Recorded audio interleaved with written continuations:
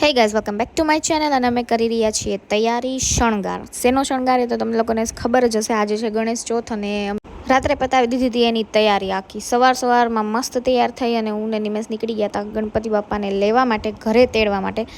અને ત્યાં જઈને વાઇબ જ કંઈક અલગ હતી. સાંભળો.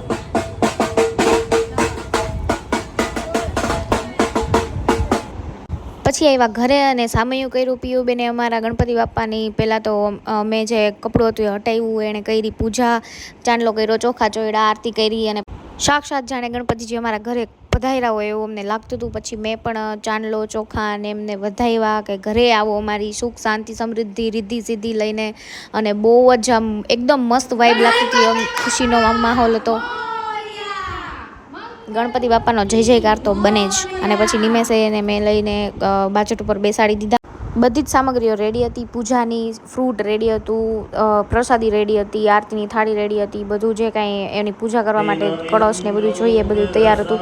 ગોર બાપા પણ આવી ગયા હતા, અમને પૂજા કરાવતા હતા. અને એમની વાઇબ તમે સાંભળી જ શકો છો. એટલી સરસ વાઇબ અને એટલી શુદ્ધ વાઇબ હતી કે આમ મજા જ આવતી હતી. બસ આવતા 10 દિવસ સુધી આ જ વાઇબ સાથે આપણે ગણપતિ બાપાની આ જ રીતે પૂજા આરાધના કરીશું. અને પછી ધરી દીધો તો અમે થાળમાં મસ્ત એકદમ જમવાનું બધું પીરસી દીધું હતું ગણપતિ બાપાને. આજ માટે એટલું. Thank you so much for watching અને મળીએ નેક્સ્ટ વ્લોગમાં.